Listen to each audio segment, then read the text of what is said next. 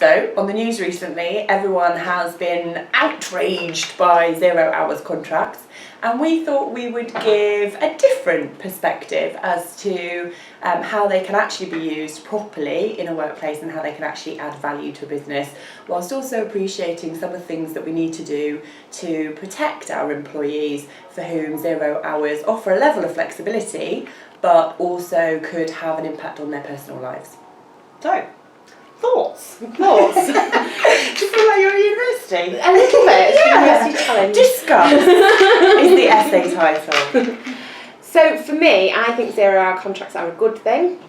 I think that they give flexibility to not only the employer but also the employee.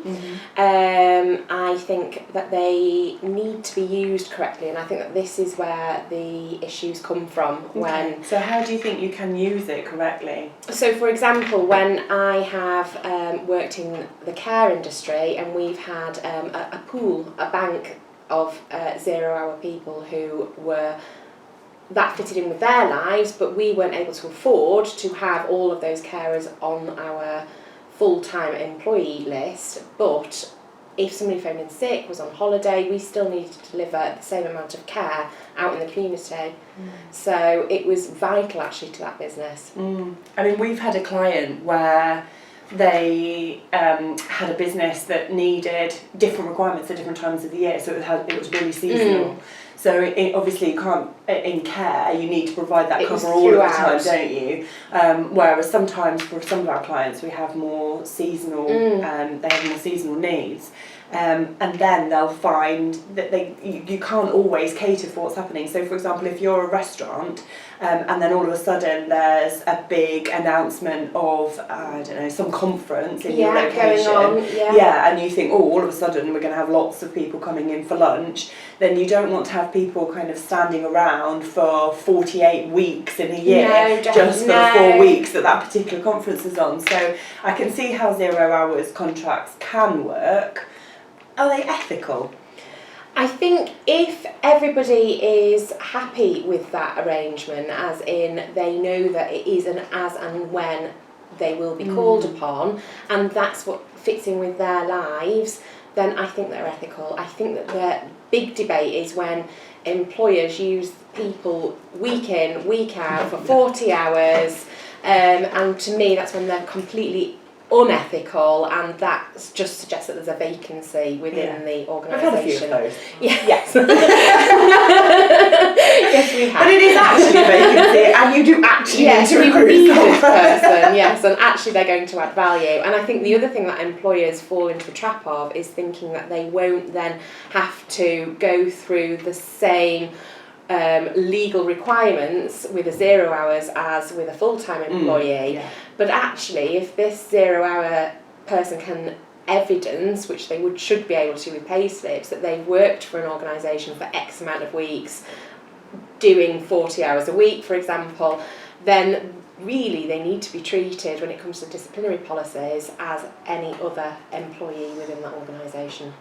Rather than just not providing them with work. And I think a lot of employers think, well, we just won't give them work. But actually, if this person can evidence that you're not giving them work for a specific reason, they could still take you to tribunal for that. So in terms of the ethics, what about those people? I mean, when I was working at O2, for example, we had quite a few young people who would be on 0 hours. So we'd have one or two who might be Saturday, for a set number of shifts on a Saturday, but then we'd have a pool of 0 hours that we could call on. And I know that they then had lives that were quite chaotic because they didn't know whether they were going to get work, whether they could afford their books for uni, for example. So I mean, I just wonder, like, the impact on the employee. What can the employer do to kind of help the employee, I guess? Well, I guess it is really like looking within the organisation to find out where your true vacancies are. And if there are true vacancies, then advertise them, whether it's for 8 hours, 15 hours, whatever those vacancies are, they should be permanent positions. If there are not vacancies, i.e. like the example from me with the care industry in particular, and restaurants or other seasonal organisations, they are not true vacancies, and then they probably do just fit in. So particularly for a student, if one of our clients is seasonal, when the university is closed and they're on holiday, so it fits in perfectly for those students that are coming home. They can get that work for the 2 months and then go back to university. So that actually is a perfect arrangement. But if somebody is reliant on having X amount of hours every week, then no, a 0-hour contract just doesn't work at all for them. So do you think they shouldn't accept it, even though if they're just desperate for work? Well, this is where I think that this is why it's hot in the press, really, is because I think so many organisations now are actually a little bit frightened to take on. Well, it's not surprising, is it really? Yeah. I mean, you're completely vilified at the moment. And it doesn't help with somebody like the challenger for the Labour leadership saying that, if he were to win, it would be one of the first things he would ban because they're literally spawn of the devil. So I think we'll get a lot of competition about that, actually, to be fair, so I don't think that will happen, hopefully. But I think people are scared to employ people at the moment for lots of reasons.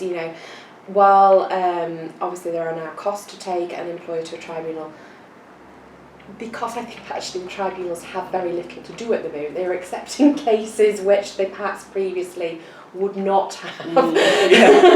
So now I think you have to be even more careful about how you are dealing with your employees at work to ensure that you're not ending up there.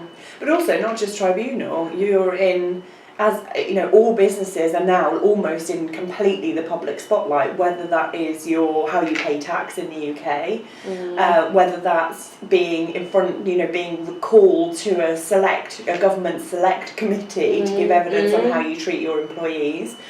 Whether you've got the equal divisions between men and women. So I think everything is public property, isn't it, at the moment? How you run your business is completely public property. So if you're using 0 hours contracts responsibly and ethically, and everybody knows where they stand, and the employee, that's what they're accepting, and they appreciate that that's how it works. And it works for their life. And it works for their life, and it works with the employer, we don't have an issue. No. Excellent. So hopefully that has given you some more information on how you can use 0 hours contracts as effectively as possible for your business, whilst also making sure that your employees, it's what they actually want.